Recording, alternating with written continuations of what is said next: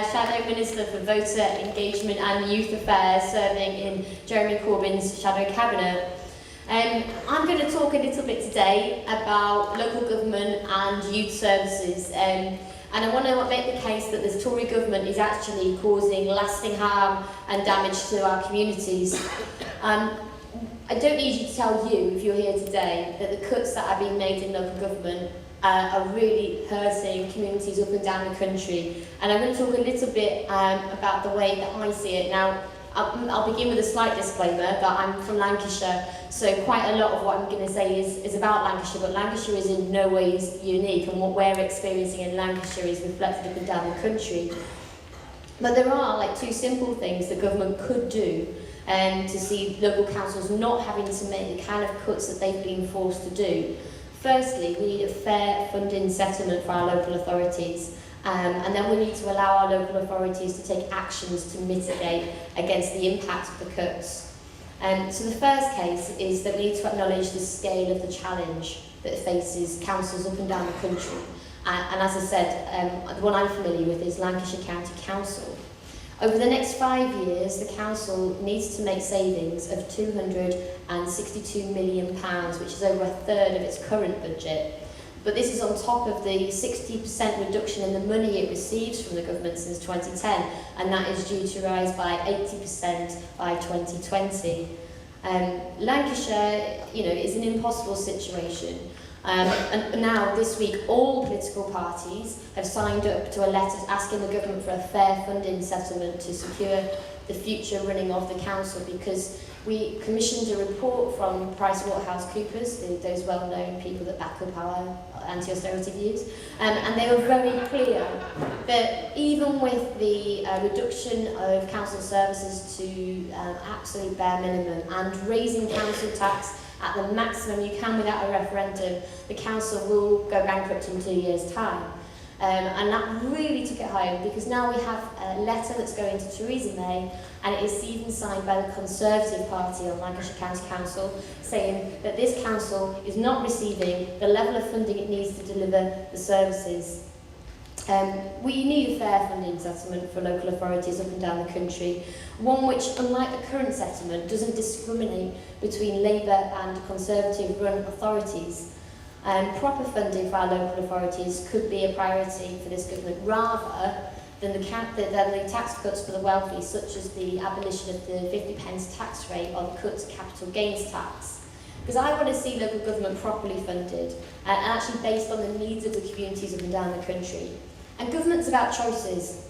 So instead of choosing to make cuts to HMRC, which would give them a fighting chance of collecting the 16 billion a year for the National Audit Office estimates has lost to tax fraud every year, that money could be used to actually bring in taxes that could then be used to support our local services. There are other steps, of course, which could be taken by ministers immediately, which would allow local authorities to take action to mitigate against the impact of government cuts. For example, local authorities should be given greater power to regulate bus services in their area. Now, this is talking very specifically about not London, where it's slightly different. But certainly in the rest of England, you could councils could be allowed to make decisions on the routes and the fares and the services, so that profitable routes could be used to subsidise those that are less well used but are an absolute lifeline to the communities that rely upon them. And there's no reason why local authorities shouldn't be able to set their own bus company up and run the services in their area if this is what the community decides is right for them. And it is estimated that such an approach could unlock £500 million across England. As someone who represents a constituency which is in large parts quite rural, a policy like that would be very, I think, very convincing to voters in a lot of the marginal seats that as a Labour Party we need to win. We should be giving local authorities the freedom to borrow money against their housing stock in order to build more homes.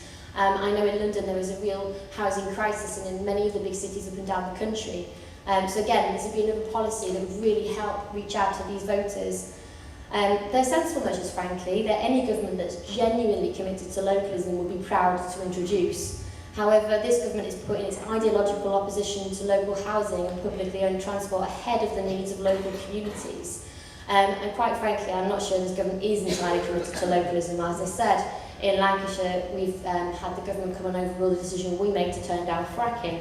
And finally, I think there's no doubt that there is a north-south divide in this country with some notable exceptions, because I see it every week when I travel down to London to come to Westminster. And I'm pleased that John McDonnell has announced that Labour will set up a National Investment Bank and regional development banks to help unlock the £500 billion of investment and lending that we need to ensure that the prosperity of this country is shared in every community, and sometimes it just feels like it can be the square mile. So it's perfectly possible to fund bus services, libraries, children's services, youth services in Lancashire and up and down the country, but it does come down to choices, and that's political choices. So I think it's time that we call time on the Conservative so-called economic plan, which frankly lies in tatters now after they've abandoned their discredited surplus target, and instead that we value people and public services that we all rely upon. And specifically looking at youth services as the Shadow Minister for Youth Affairs, youth services have been really hammered under this government. We've seen spending being cut by £387 million since 2010. And to put that in some context, that's 3,600 youth worker jobs have been lost, 603 youth centres have closed, and these cuts have had disproportionate effects on some groups, with the loss of very many LGBT-specific services, and because of structural racism and failures in our education system, young black people have been disadvantaged far more than their peers. And frankly, this is a false economy, because rather than supporting young people now, the government is storing up problems, and these problems will grow, they'll become more complicated and cost more to address in future years. But I think most importantly, we're talking about people's lives, and we're losing real value in people's lives. Youth workers are increasingly reporting young people feeling less empowered, young people finding it harder to stay in full-time education, and increased mental health issues amongst young people. So figures for poverty, material deprivation, unemployment all show young people suffering the most. So the challenge for us really is how, as an anti-austerity party, do we respond? And I think we need to start by exposing the Tories for what they are. They're the party of the past. And I think David Cameron's legacy is a nation divided. And Theresa May, who is at the heart of it, certainly does not have the answers to the questions that face our country right now. And we mustn't fall into this trap. It's a Tory trap of divide and rule. And I think it would be wrong to allow an artificial divide to be created between young people and older generations. We need to stand together. And I think young people really want to know that their parents and grandparents have secure pensions for them to rely on, but they also want to know that that pension will be there for them when they get older. And I think for older generations, they want to know that the younger generations are happy, supported and well educated. So I don't think that that is a divide that we should fall into. But age isn't the only divide the Tories have sought to create. Their failing austerity agenda says there's not enough to look after refugees or give homes to the homeless, to support women's refuges. There's not enough money to provide proper care for disabled people. But we know that austerity is a choice, it's a political choice, and it's a choice the Tories have made, and it's not an inevitability. And their failed policies are taking this country backwards. I mean, Theresa May even wants to take us back to an education system that most of the country moved on from 40 years ago. So they're certainly the party of the past. And I'm proud that as a Labour Party, we're really engaging with young members that have joined in vast numbers. We've now got more young members aged under 27 in the Labour Party than UKIP has in total.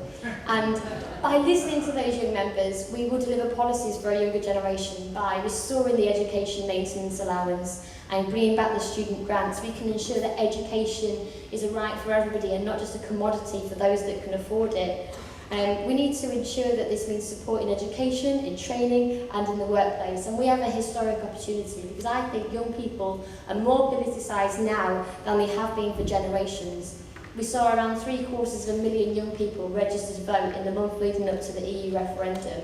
And then we saw a 20% jump in young people using their vote in the referendum than had done in the previous general election.